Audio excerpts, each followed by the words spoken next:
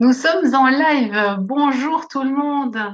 Bienvenue à ceux qui sont là, bienvenue à ceux qui vont nous rejoindre et coucou à ceux qui nous regarderont en replay. Alors aujourd'hui, je suis super excitée de vous présenter Laetitia.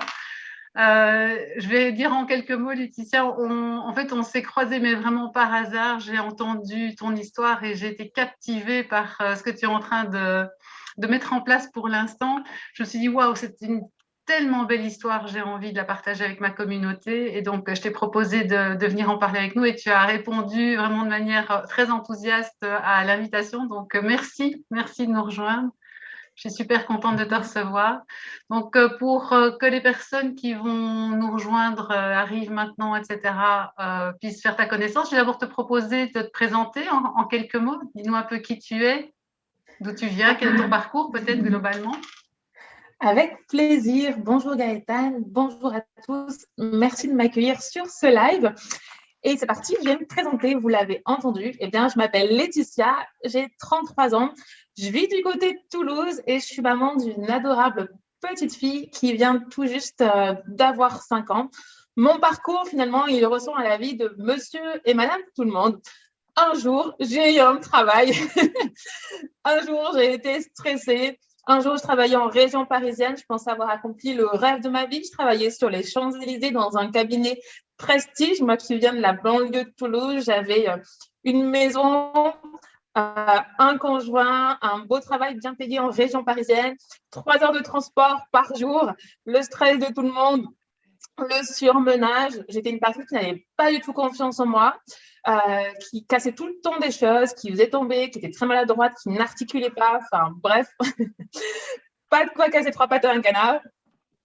Et un jour, je me suis rendu compte que ça n'allait pas. Et mon déclic, finalement, ça a été le jour où je suis tombée enceinte, puisqu'à ce moment-là, finalement, tout ce qui n'allait pas s'est vu à l'intérieur, puisque j'ai pris 35 kilos. Waouh! Et à la naissance de ma fille, ouais, et je pense que je me suis réveillée à la naissance de ma fille, comme beaucoup de femmes, la grossesse et mon premier enfant a transformé ma vie.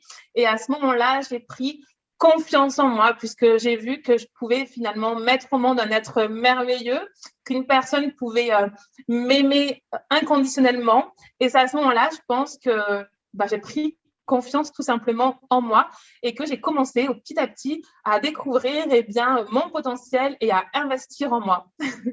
Waouh, quel parcours, dit. En tout cas, bravo, hein, parce que les 35 kilos, on ne les voit plus. Hein, donc, Merci.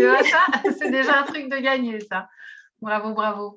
Alors, donc, en fait, moi, j'ai été interpellée quand j'écoutais ton histoire parce que tu expliquais que là, tu viens de te lancer dans un énorme challenge. 150 jours pour changer sa vie. Et on peut changer sa vie de plein de façons. Hein, mais donc, là, ton challenge, c'est dans un domaine de vie bien particulier. Tu peux nous en dire plus? Oui, tout à fait. C'est dans l'entrepreneuriat puisque ça fait 3 ans maintenant que je suis entrepreneur. Et malheureusement, comme beaucoup de personnes, je n'arrive pas encore à en vivre. Il se trouvait que 20 jours auparavant, il me restait 150 jours avant de ne plus avoir mon pôle emploi. Je dois avouer mes propres ailes. Alors, la question était, est-ce que je commence à rechercher un travail alors que je sais pertinemment que je ne suis pas faite pour le monde de l'entreprise. J'y ai survécu pendant 10 ans ou 15 ans, il est hors de question que j'y retourne. Et je me dis, c'est le moment, Laetitia, de croire une nouvelle fois en toi et de foncer et de pouvoir vivre de ton activité. Et quoi de mieux que d'être dos au mur, de couper tous les ponts et de dire, OK, maintenant, j'ai plus le choix. C'est 150 jours où je me donne à fond, où je vais créer mes propres revenus pour gagner mon indépendance et faire ce dont j'ai toujours rêvé, aider les autres et avoir ma propre entreprise. Oui, oui. Et donc, en fait, tu as toujours été dans le salariat auparavant. Et dans ton entourage, il y a des personnes qui elles-mêmes ont lancé une activité ou, enfin, je veux dire, quelle est l'histoire en fait dans ton entourage? Est-ce qu'il y a d'autres personnes qui ont eu cette envie de se lancer dans l'entrepreneuriat ou qui ont pu te servir de modèle ou comment ta famille a réagi aussi au fait? Alors, pas du tout. Moi, je viens pas d'une famille d'entrepreneurs. D'ailleurs, je viens d'une famille finalement où on croit qu'il est dur de gagner de l'argent, où il y a des croyances très limitantes à propos de pouvoir bien gagner sa vie, où finalement avoir de l'argent, c'est pratiquement assez mal vu. Donc, aucun entrepreneur, que ce soit mes sœurs, mes parents.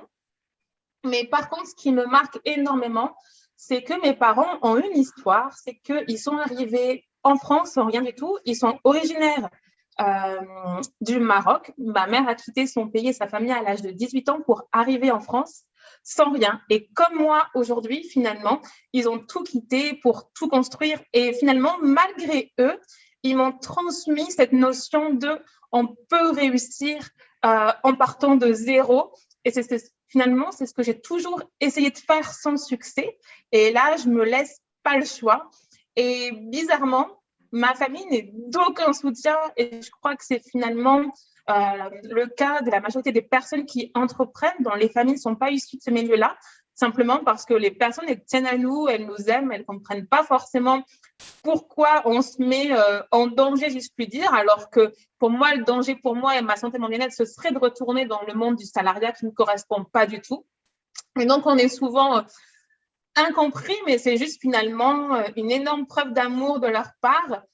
Par contre, la personne qui me soutient énormément, qui est toujours là pour moi et qui m'aide énormément, c'est ma maman, mais je ne crois pas qu'elle comprenne ce que je passe, ce que je suis en train de faire, mais elle est vraiment toujours là à me dépanner, à garder ma fille, à manger à la maison, etc. Donc, c'est un grand bonheur de l'avoir à mes côtés. Oui, tout à fait. Et c'est vrai ce que tu disais, généralement, nos proches sont souvent inquiets pour nous. Hein. Donc, quand on leur annonce ce genre de décision, de défi qu'on se lance, parce que c'est chaque fois un défi quand on décide de changer de vie, de changer de métier, mais voilà, leur inquiétude, ils nous la transmettent d'une certaine façon. Donc, la meilleure chose à faire dans ces cas-là, c'est de les rassurer, c'est de leur dire, écoutez, tout va bien, je sais ce que je fais, je maîtrise les choses de manière à ce qu'ils nous envoient une énergie, nous renvoient une énergie différente en ayant le sentiment que oui, effectivement, tout va bien. Donc, effectivement, c'est important. Et donc, ce challenge, comment est-ce que tu l'as abordé? Est-ce que tu t'es préparé d'une certaine façon? Comment tu as mis les choses en place? Alors, il y a plusieurs raisons qui m'ont fait débuter de challenge.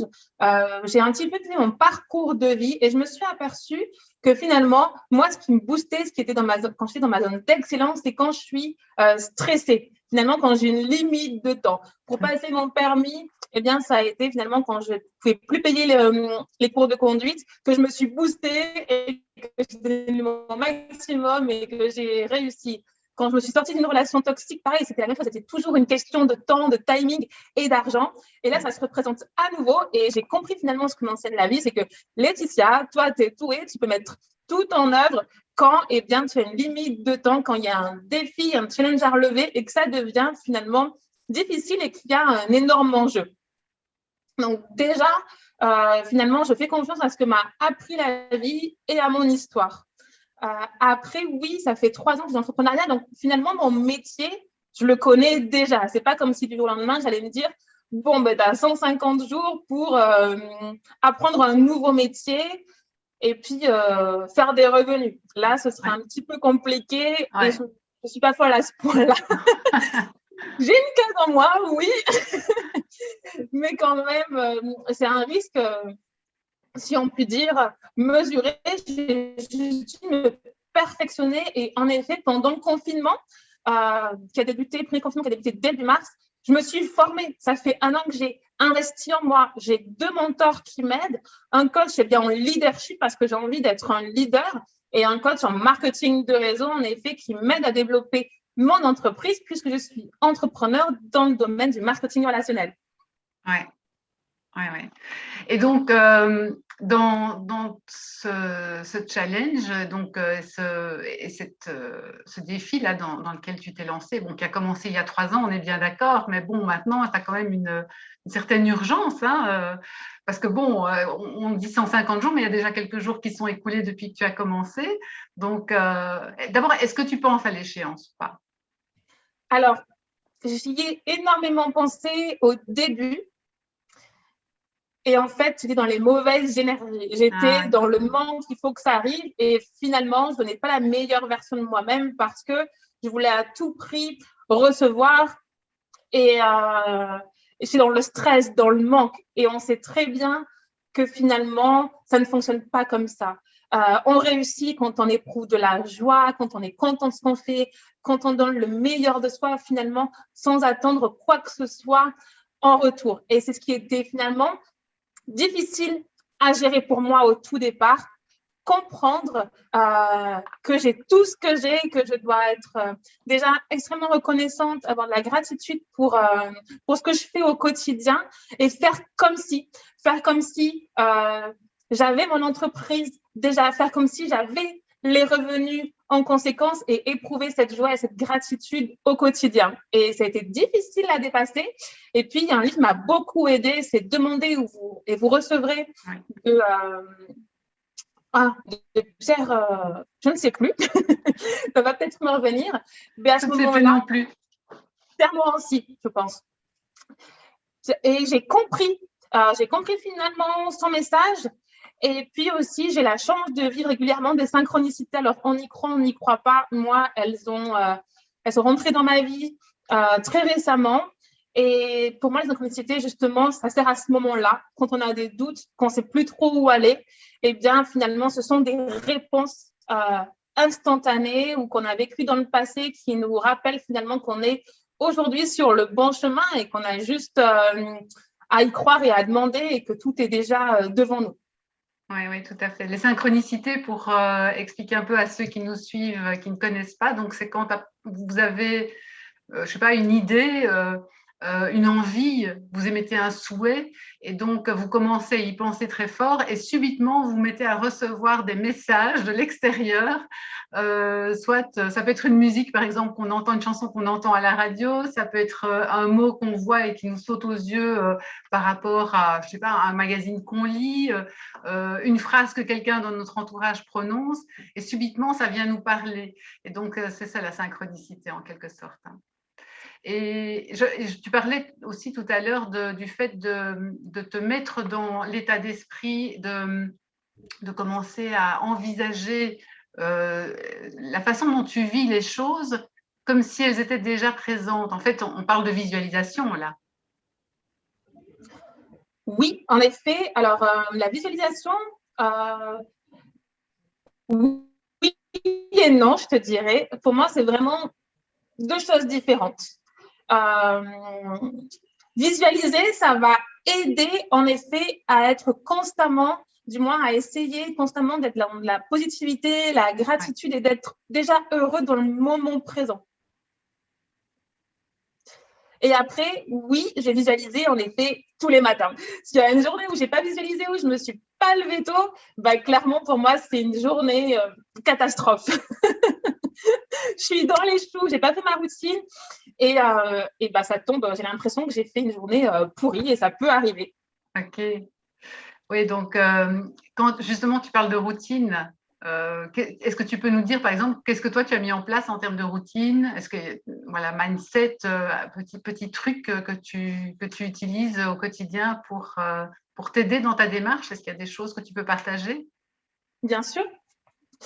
Moi, je me suis aperçue que quand je me lève à 5 heures du matin, c'est le meilleur créneau pour moi parce que j'ai testé, parce que oui, j'étais une personne qui n'aimait pas se lever tôt, à faire la grasse matinée les matins, à traîner dans le lit, à regarder la télévision. Et finalement, ça ne m'a jamais rien apporté d'extraordinaire. Par contre, quand j'ai commencé à me lever tôt, à 5 heures du matin, à faire un petit peu de yoga, avant je faisais 20 minutes, maintenant je fais 10 minutes. Après, j'aime bien faire méditer. Et après, visualiser et tenir un journal aussi où j'écris mes gratitudes. Eh bien, bizarrement, eh bien, la journée, elle se passe tellement mieux. Et aussi, on a l'impression d'avoir énormément de temps dans la journée parce qu'on a commencé finalement par ce qui est le plus important, à prendre soin de soi, à se remplir, à faire attention à soi pour mieux redonner aux autres. Et j'ai appris avec le temps que finalement, tout est une question d'énergie. Tout est énergie, tout ce que en tire est énergie, même si c'est solide. Une table est l'énergie, les couleurs sont de l'énergie, et nous sommes constitués bien, d'énergie. Voilà, la première chose à faire, c'est de se remplir d'énergie. Et ça se fait pour moi, en tout cas, la meilleure façon de le faire le matin, c'est en bougeant, en réveillant le corps. Et la meilleure façon que j'ai trouvée, c'est le yoga. Mais pareil, ce sont des pratiques qui ont évolué en même temps que moi. Parce qu'avant, le matin, je pouvais faire des pompes, des burpees, sauter ou danser. Et finalement, c'est chacun qui va avoir son propre rituel. Et ça, il n'y a qu'une façon de savoir quel est le meilleur pour nous, c'est de tester et d'apprendre à suivre son intuition aussi. Tout à fait, je suis tout à fait d'accord.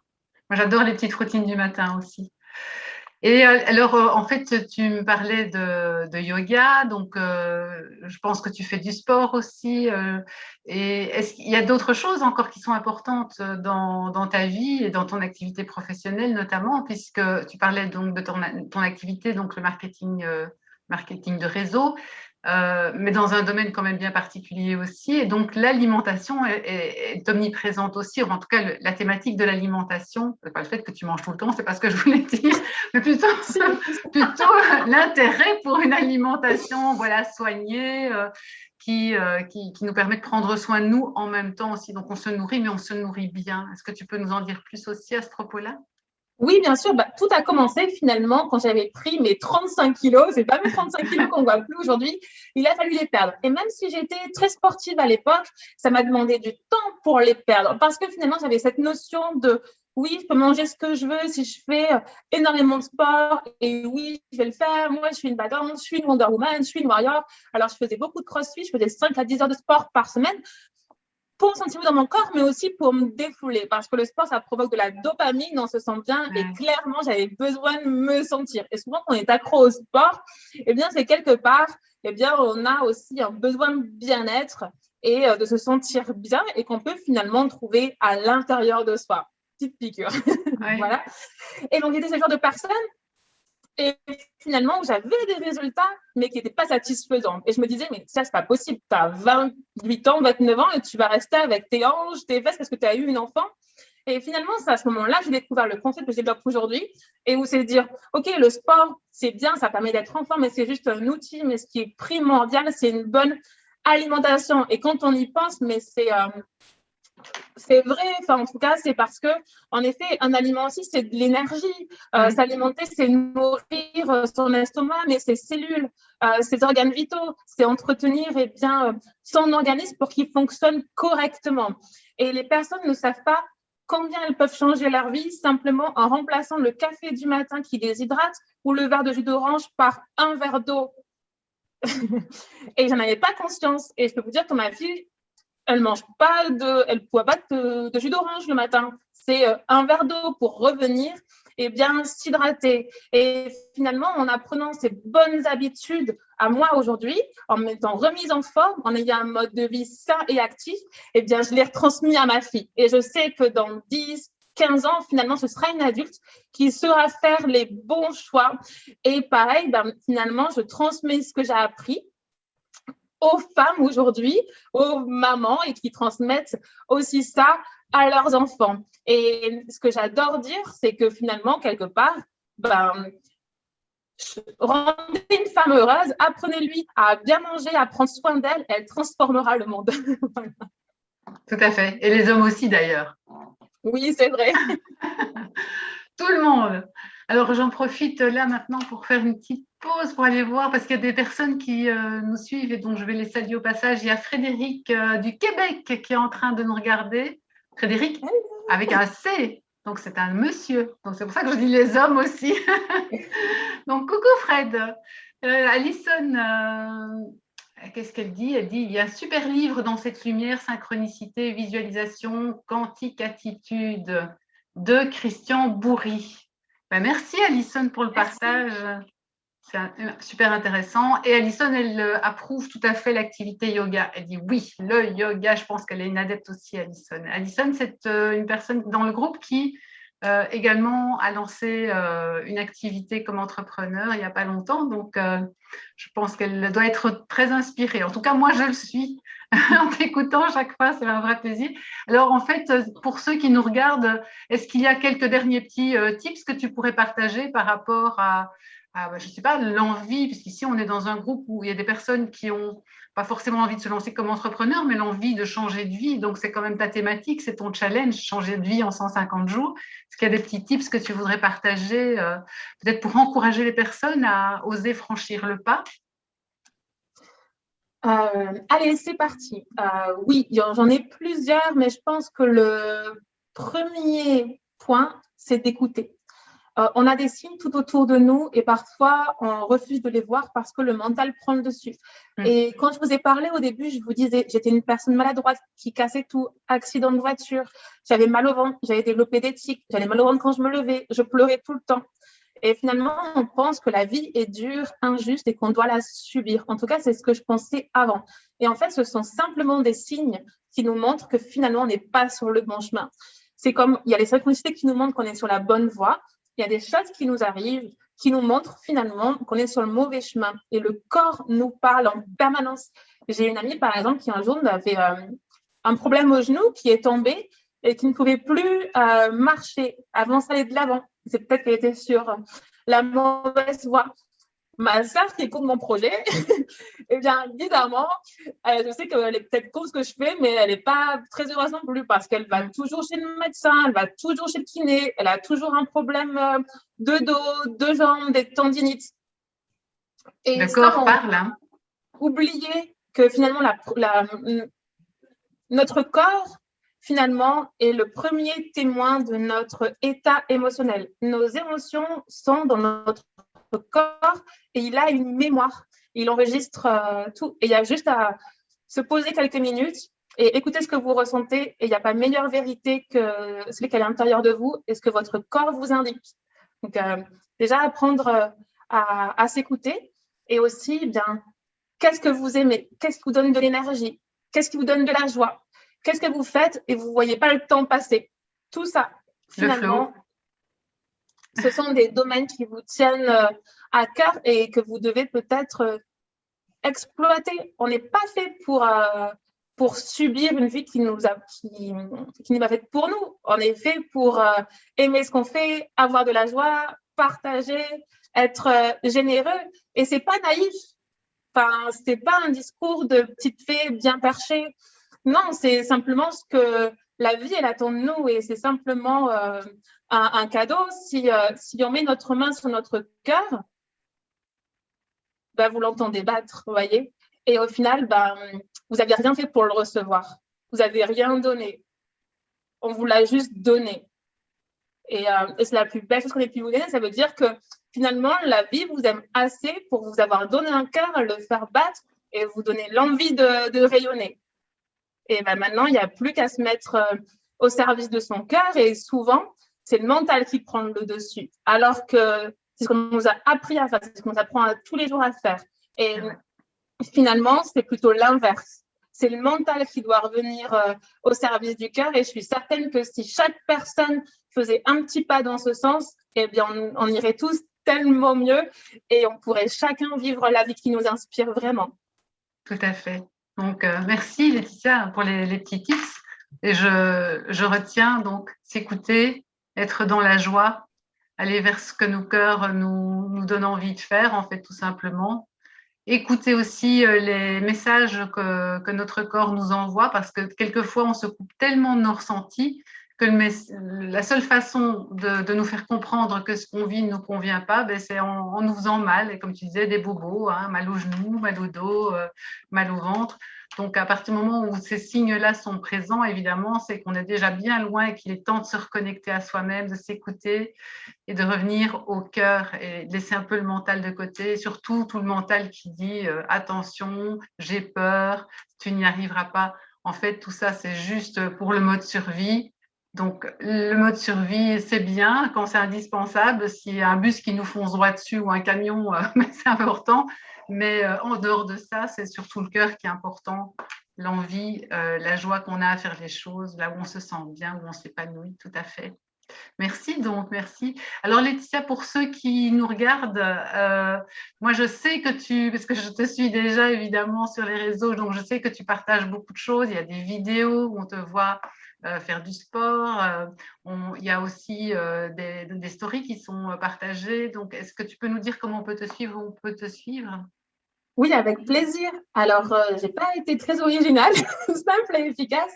Laetitia Saltani, que ce soit sur Facebook ou Instagram. Alors, mon Instagram est pareil. Des fois, je me dis, bah, j'ai envie de tout refaire à zéro et bah, je ne pose pas de questions. J'efface et je recommence et c'est OK.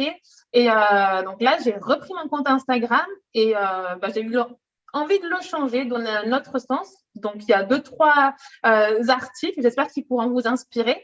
Et après, eh bien, mon Facebook, en effet, est bien plus professionnel, en effet, dans lequel je parle de mon activité, je donne des tips sur la nutrition, le bien-être et je partage mes challenges les plus fous. Ah oui, et ton challenge 150 jours, on peut le suivre à un endroit spécifique ou bien c'est sur les deux? C'est sur les deux. C'est sur les C'est deux, vraiment les deux, parfait. oui. Donc pour ceux et celles qui veulent suivre tes aventures, voilà, retrouvez Laetitia sur Facebook, sous le nom Laetitia Saltani ou sur Instagram, le même nom. Donc facile, facile, facile. Je vais regarder si on a d'autres commentaires. On a notre copine Laurence qui est venue nous faire un petit coucou au passage. Laurence Noiret, je ne sais pas si elle est encore là, mais en tout cas, je te fais coucou aussi, Laurence. Je sais qu'aujourd'hui, c'est un jour particulier pour elle, c'est son anniversaire. Donc, plein de bisous. Bon anniversaire, Laurence, en direct. Voilà. Donc, Laetitia, je voulais te remercier parce que c'était vraiment un super rendez-vous que j'attendais et que je suis super contente de tout ce qu'on a pu partager et j'espère qu'on a insufflé voilà, de la bonne énergie, l'envie à ceux et celles qui nous regardent d'apporter les changements qui sont importants et de s'écouter, d'aller vers le cœur, comme tu le disais tout à l'heure, de mettre en place des choses, des routines pour prendre soin de soi.